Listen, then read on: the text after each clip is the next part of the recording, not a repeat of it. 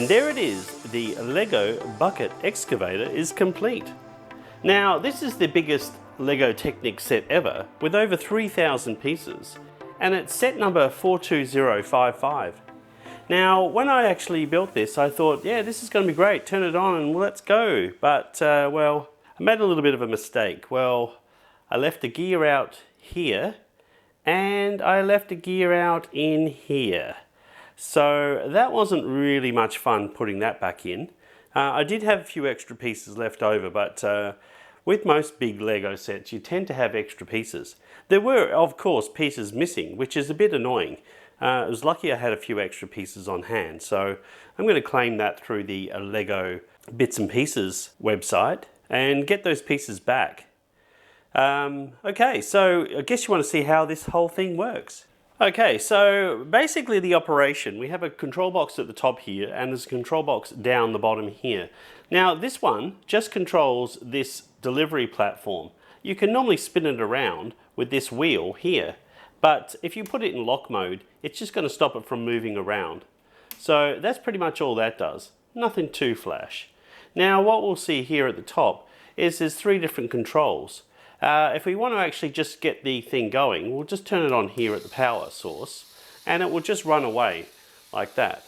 So we just pop this on here and we can actually see the bucket excavator doing its job. Now this is it in mining mode. If you wanted to go ahead and have it actually moving around, well, you just use those levers at the top here. And it goes one way and it goes another. Okay, so to actually get the thing to mine, we can lower it up and down here. So this is just a screw mechanism, nothing too flash. So when you actually get the set, you'll get a whole heap of pieces that you can actually do some mining with. Now the problem is that's all you get. So let's just put that into a pile there and see if we can actually pick some up. And if your table's not level, well, you might have a few problems there as well. Things running away. So let's get this in action and let's see it work. So we'll just turn it back on again and we'll start the mechanism for it to turn. Now we want to bring this down here, and one of the other cool features of this model, we get it down to just about touching the surface like that. We can actually drive the thing forward as well, so let's go ahead and do that too.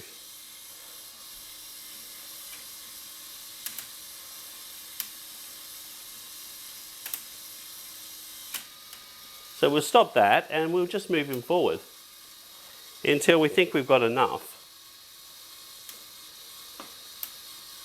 And that should be close to about right. Let's go a bit more forward. And now we can start scooping again. So we'll go ahead and do that and see if we can get some to pick up.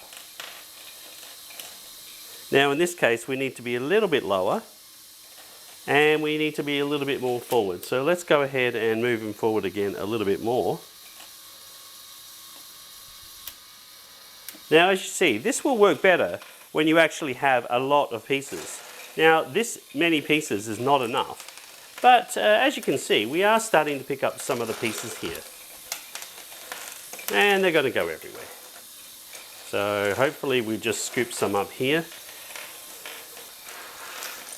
This is a bucket wheel excavator, and I imagine you would actually need quite a few of these pieces to get it to work. With the amount that Lego actually give you, it's barely enough to actually get the thing to work properly, which is a little bit disappointing because you kind of want the thing to work. And hey, a lot of people don't have a lot of Lego regardless, so. Now we can actually just rotate this around. Oops, we've got things coming out the back and we need to put that on there. Now as you can see, we'll go the other way perhaps.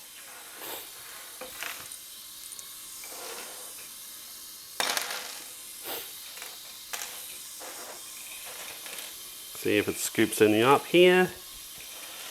And generally not much success. So that seems to be about right. I don't know what's happened there. And there we go, we're scooping some up. So that's the bucket wheel excavator in action. Now let's have a closer look at some of the features on top. So you see at the back here, we can have these dropping into the truck, which is pretty cool. And they will eventually come through.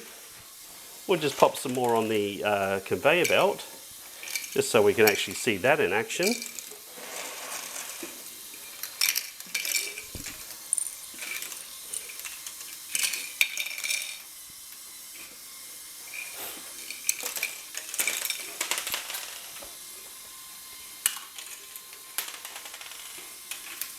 Now, if we just bring this around here, you should be able to see that a little bit better, them coming through the conveyor like that. So the truck's pretty cool. It actually has some little wheels on it, so you can actually get it to go in the right spot, like that.